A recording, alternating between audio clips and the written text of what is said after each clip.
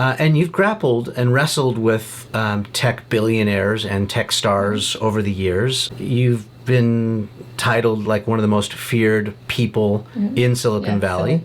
And you also happen to be female, which I think is an interesting... Fear is a word they use by females that ask questions, just so you know, because they're scary. It's ridiculous.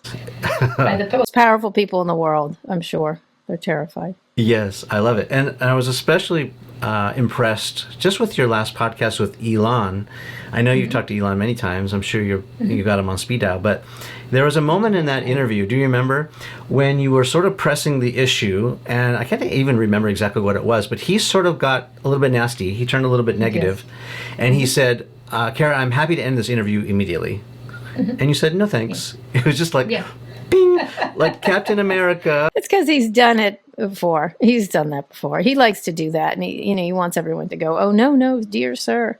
And really, he wants people to get shook up by whatever. He can leave if he wants. I'm not his mama. That's how I feel. Like, you go ahead. You're an adult. Leave if you want. We're having a discussion. You don't like all of it. And I can't help you if you want to leave.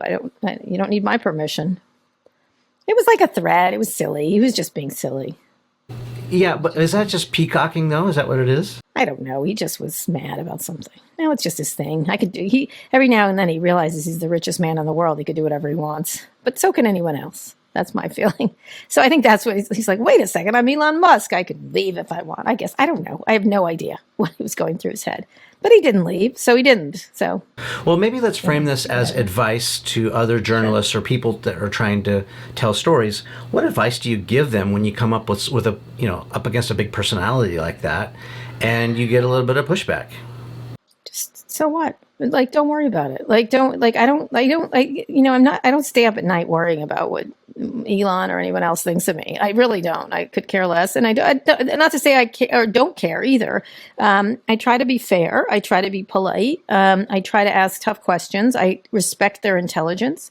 If they don't want to answer questions, they don't have to answer questions, but they have to live with what they say. And so I don't get angry at anybody I'm talking to necessarily. I just all right, I ask this very tough question. I try to ask the toughest questions I can.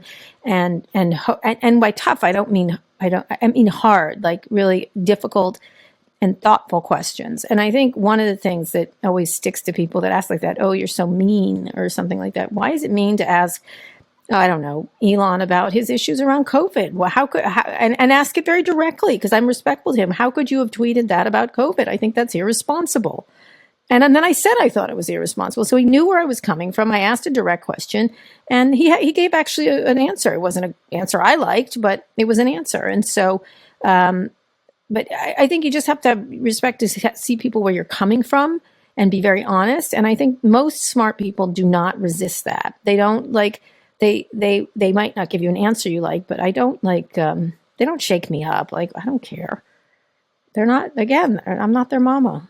So let me ask a little bit further, which if I was Elon's mother at that moment and yelling at a journalist like that, I'd have said, don't ever talk to someone like that again. But that's different. Yeah. But is that the case?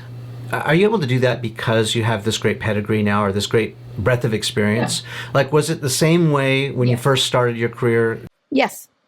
Yeah, I don't like, you either have to be secure in yourself or not. I just, I wasn't as knowledgeable. That's different. Like, I didn't have as much knowledge. Now I have a lot of knowledge and I have a lot of experience and a lot of expertise, but that doesn't mean my judgment's perfect either, by the way. All kinds of studies about people who have lots of experience making bad judgments or different judgments than the correct judgment.